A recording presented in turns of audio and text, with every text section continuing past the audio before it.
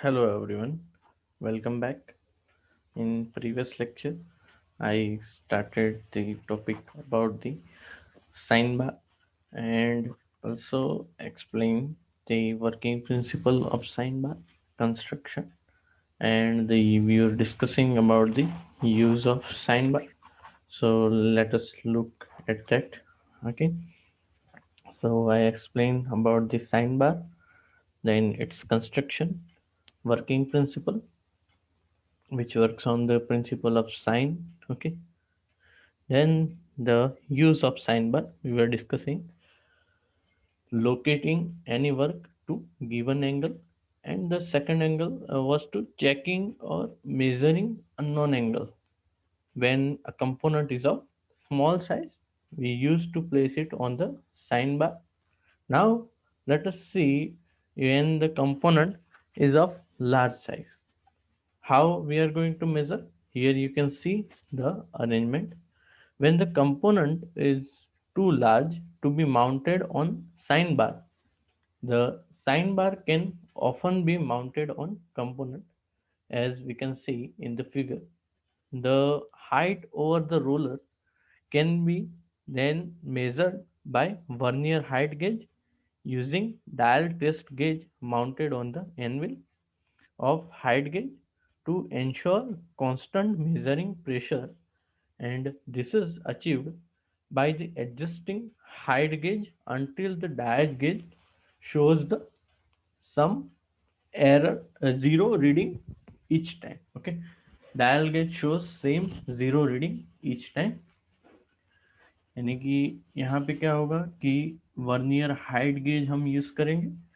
The height over the ruler can be measured with the help of vernier height gauge. यहाँ पे दो vernier height gauge है, जहाँ पे एक के ऊपर, दोनों के ऊपर जो डायल टेस्ट इंडिकेटर है या फिर फिजिशियल इंडिकेटर, वो दोनों यहाँ पे माउंट किए गए होंगे.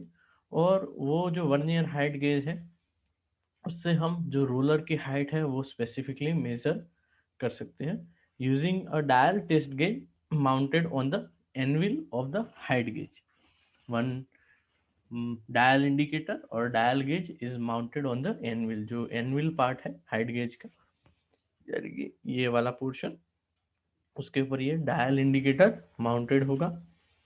एंड वो वहाँ पे जो है वो on the anvil of the height gauge to ensure constant measuring pressure.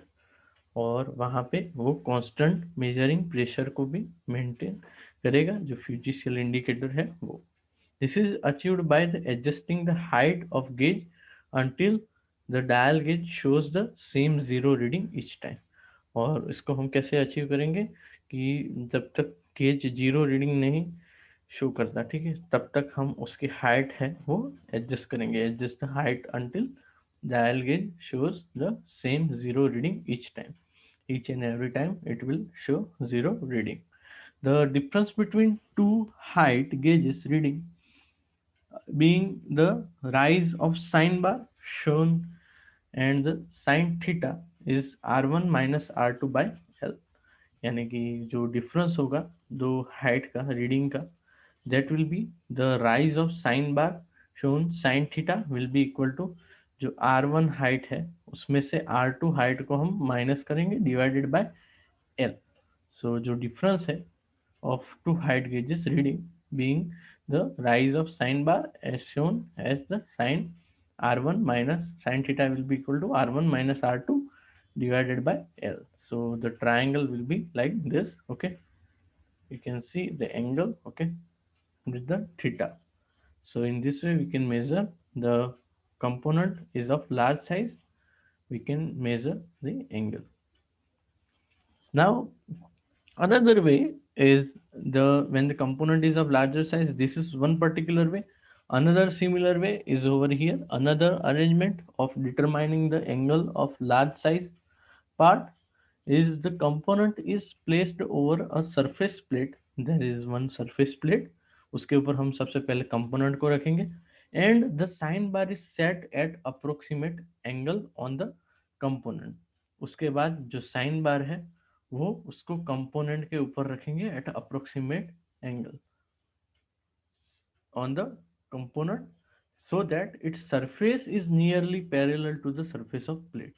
यानी कि जो नीचे बॉटम पे जो प्लेट की सरफेस है उसके साथ जो साइन बार की टॉप सरफेस है वो नियरली पैरेलल होगी, ठीक है।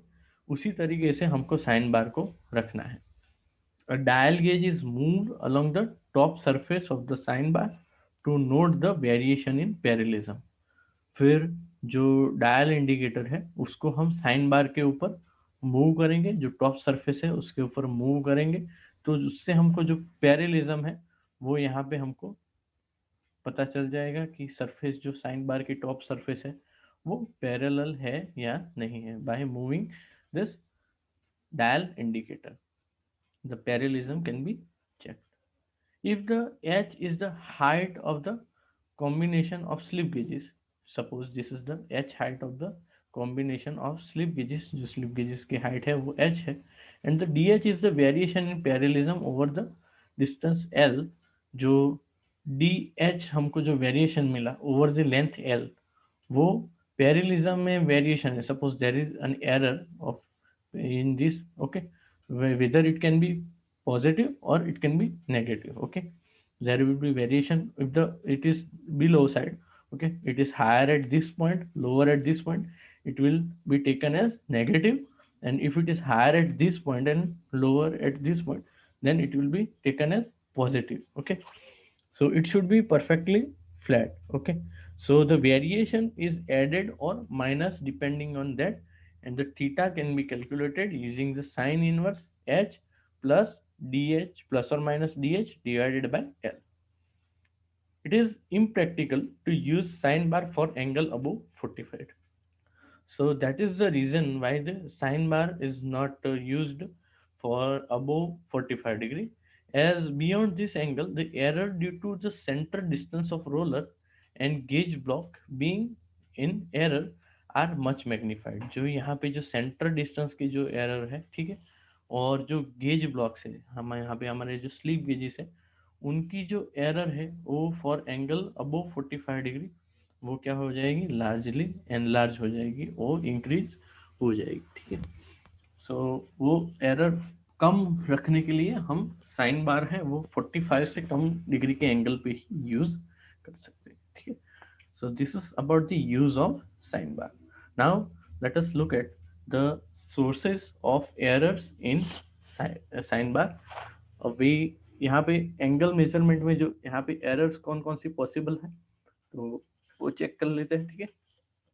The establishment of angle by sine principle is essentially a length measuring process. जो भी एंगल मेजरमेंट है वो साइन बार के प्रिंसिपल के साइन के प्रिंसिपल पे काम करता है। सो ये एसेंशियली सबसे पहले यहाँ पे हम क्या करते हैं, लेंथ मेजर करके एंगल को मेजर करते हैं, ठीक है। सो जो लेंथ मेजरमेंट में जो जो एरर होगी, ठीक है, वही यहाँ पे एरर कंसिडर होगी, ठीक है।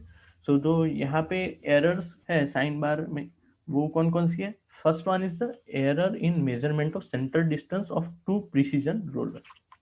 यहाँ पे कितने रोलर्स है, दो रोलर्स है। अभी उनका सेंटर डिस्टेंस ही अगर गलत होगा, उनका सेंटर डिस्टेंस अभी वेरी होता है, तो हमको जो यहाँ पे एल है उसकी वैल्यू गलत मिलेगी, तो एंगल यहाँ पे गलत मिलेगा।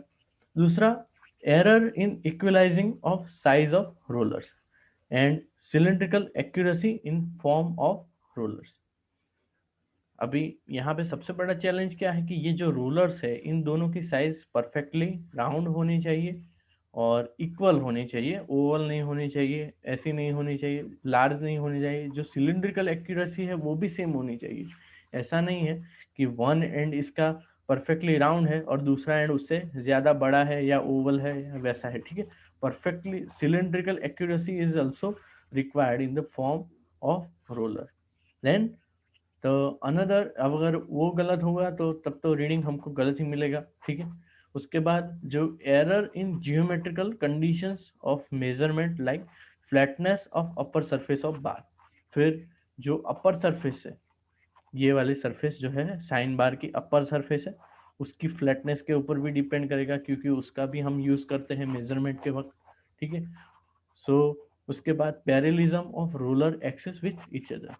अभी यहाँ पे जो ये एक्सिस कितनी पैरेलल है। सपोज यहाँ पे ये स्लॉट है, ठीक है, ये दोनों स्लॉट है, अगर वो इक्वल नहीं होंगे तो जो एक्सिस है रोलर की वो परफेक्टली अलाइंड नहीं होगी, there will be miss displacement otherwise. और दूसरा के रीजन क्या हो सकता है कि रोलर की साइज बड़ी या छोटी हो, तो उससे भी जो सेंटर है वो परफेक्टली अलाइन हमको नहीं मिलेंगे।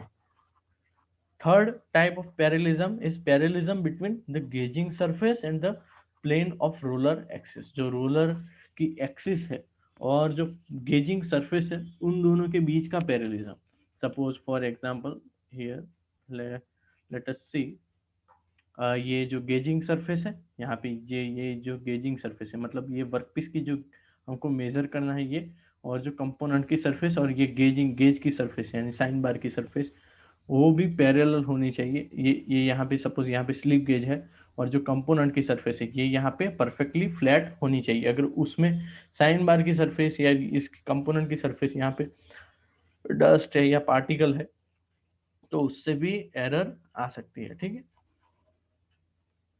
उसके बाद error in slip gauge combination used for angle setting. जो स्लिप गेज का कॉम्बिनेशन है वो परफेक्टली नहीं लिया गया और उसमें कुछ एरर आती है, ठीक है, तो वो भी पॉसिबल एक रीजन है जो स्लिप गेजेस और एंगल मेजरमेंट में एरर कॉज कर सकता है। So these are the various errors in while measuring using slip gauge, or sorry, using the sine bar. Now let us look at the advantages and disadvantages of sine bar.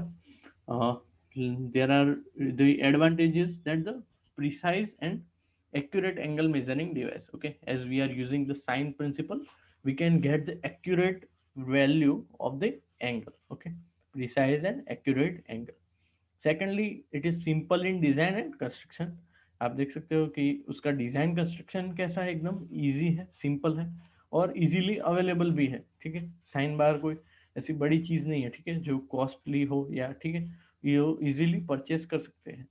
और ये इसके advantages है। फिर disadvantages हम देख लेते हैं कि यहाँ पे क्या है कि जब 15 fairly reliable at angle less than 15 degree but become increasingly inaccurate at angle increases and impractical to use above 45 degree। यहाँ पे जब 15 डिग्री तक का एंगल हमको मेजर करना हो तो तब तक के लिए जो साइन बार है वो परफेक्ट है, वो हमको सही बढ़िया रीडिंग देगा। लेकिन उससे ज्यादा अगर हमको मेजर करना है इंक्रीजिंगली तो वहां पे क्या होगा कि एक्यूरेसी उसके अकॉर्डिंग चेंज होती जाएगी, मतलब इनएक्यूरेसी बढ़ जाएगी जैसे जैसे हम एंगल इंक्रीज करेंगे। And it is impractical to use sine bar for angle above 45 degree. और जो 45 के अबोव जब एंगल हमको मेजर करना है तो वो इम्प्रैक्टिकल हो जाएगा, साइन बार के थ्रू मेजरमेंट करना इनएक्यूरेट हो जाएगा, क्योंकि जब एंगल वहां पे बढ़ जाएगा तो एरर है वो बढ़ जाएगी। Then it is difficult to handle and position of slip gauges. जो स्लिप गेजेस है उनको हैंडल और पोजीशन करना भी डिफिकल्ट है। It is difficult to handle and position the slip gauges. Then the sine bar is physically clumsy to hold in position. उसके अलावा जो साइन बार है वो फिजिकली क्लमजी है, उनको होल्ड करना एक पोजीशन पे वो डिफिकल्ट है, ठीक है, क्योंकि उसके नीचे रोलर्स है तो वो इजीली डिस्प्लेस हो जाएंगे, ठीक है, वो रोलर्स फिक्स नहीं होते, ठीक, उसकी वजह से वो यहाँ पे क्लमजी है थोड़ा, उसको होल्ड करना फिर एक पोजीशन दूसरी पोजीशन ले जाना वो थोड़ा डिफिकल्ट हो जाता है। And it is difficult to handle the position of the slip gauges. जो स्लिप गेजेस है उसको भी हैंडल करना डिफिकल्ट हो जाता है। फिर एप्लीकेशंस क्या है, applications is limited for fixed centre distance between two rollers. जो एप्लीकेशन है वो यहाँ पे लिमिटेड है for fixed centre distance between two rollers. जो भी यहाँ पे जो सेंटर डिस्टेंस है वो दोनों के बीच का यहाँ पे उतना ही हम मेजरमेंट कर सकते हैं कि जितना सेंटर डिस्टेंस होगा उसके अकॉर्डिंगली हम मेजर कर सकते हैं, उससे ज़्यादा नहीं कर सकते, ठीक है। फिर slight errors of sine bar causes large angular errors. और जो स्लाइड एरर्स होगी ऑफ साइन बार वो क्या करेगी, large angular errors possible create कर सकती है, ठीक है। थोड़ी बहुत भी एरर होगी तो वो लार्ज एरर में कन्वर्ट हो जाएगी, लार्ज एंगुलर एरर्स में कन्वर्ट हो जाएगी। So this is about the sine bar and its use and advantages, disadvantages, and sources of error. uh, so this is all about the sign bar, and with this I end today's lecture. Thank you very much for listening me carefully. Have a nice day.